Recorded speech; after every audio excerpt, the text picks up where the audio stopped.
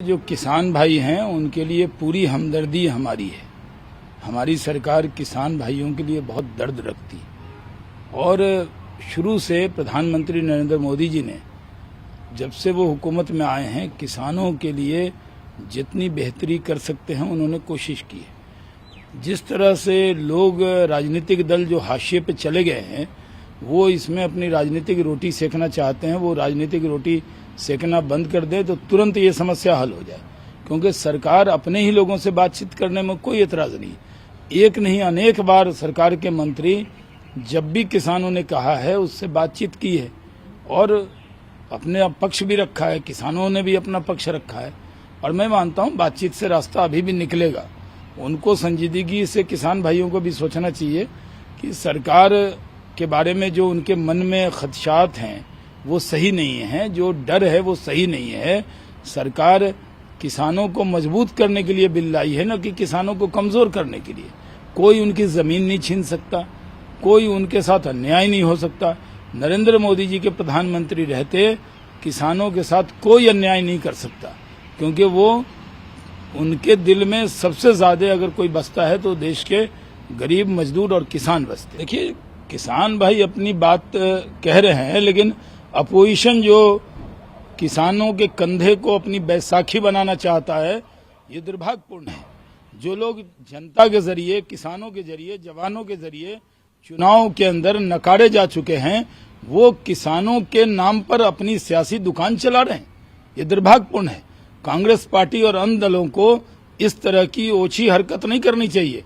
अगर किसान धरना दे रहे हैं उनका अधिकार है, सरकार बातचीत कर रही है, कभी सरकार ने नहीं कहा कि वो बातचीत नहीं करेगी। हर लेवल पर बातचीत हुई है, लेकिन विपक्ष के नेता सिर्फ इस पर राजनीतिक बयानबाजी कर रहे हैं और वो जिस तरह की सियासत कर रहे हैं देश के लोग पूरी तरह देख रहे हैं कि हारी थकी विपक्ष किस तरह से किसानों के कंधे पर बैसाखी बनकर चलना चाहती है, लेकिन वो सफल नहीं हो पाएंगे विपक्ष के लोग। देखिए, भारतीय जनता पार्टी हर चुनाव को गंभीरता से लेती है। हैदराबाद के अंदर हमने 1200% से ज्यादा सीटें बढ़ाई, 4 से 48 हुए।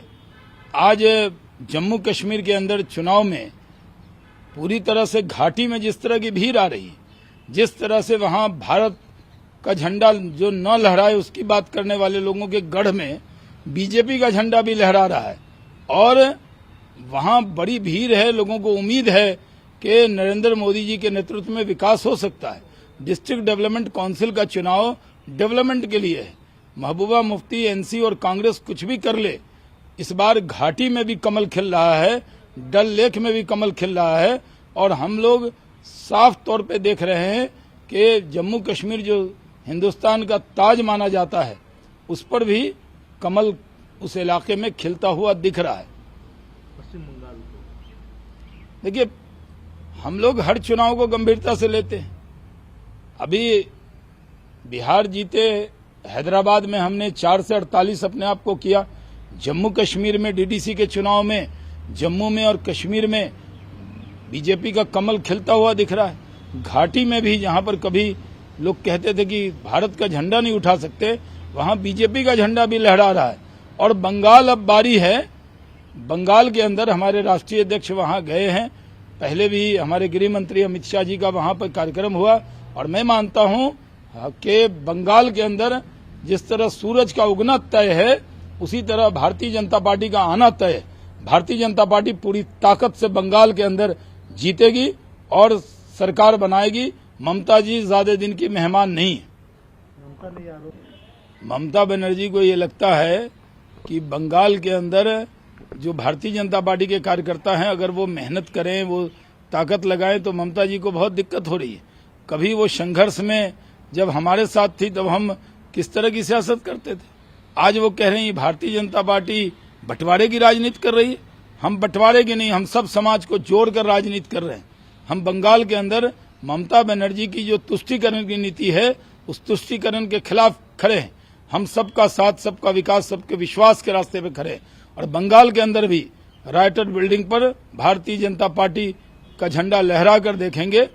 हम ये मानकर चलते हैं कि बंगाल की जनता एकदम तैयार है कि भारतीय जनता पार्टी का मुख्यमंत्री बने और भारतीय जनता पार्टी की सरकार बने और बंगाल के अंदर जिस तरह का जनता का रिस्पांस है, ऐसा रिस्पांस कई राज्य में कभी देखा नहीं गया। बड़ी बड़ी सभाएं हो रही हैं, तरह तरह की जुल्म और ज्यादतियां की जा रही हैं हमारे कार्यकर्ताओं पर, और हम उन सब चीज का जवाब दे रहे हैं। देखिए, अभी तक तो हम लोग जिस संसद में बैठते हैं वो अंग्रेजों के जमाने का बना है, लेकिन धरती तो हमारी, सरजमी हमारी। लेकिन भारत की संसद में भारत की आत्मा जो जहां बसी है, वो संसद सबसे बड़ा लोकतंत्र का मंदिर है, और वो एक नई बिल्डिंग उसकी बनेगी तो उसकी बहुत खुशी है पूरे देश के अंदर। देखिए, उद्धव ठाकरे जी दबाव में हैं और उनको लगता है कि यूपी मॉडल को वहां भी अपना रहे हैं।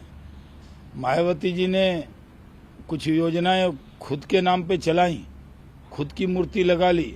अब इसका अनुसरण उद्धव ठाकरे की सरकार भी कर रही है, तो इसका मतलब है वही हश्र होगा जो हश्र यूपी में मायावती जी का हुआ, वही होने वाला है उनके अलायंस का।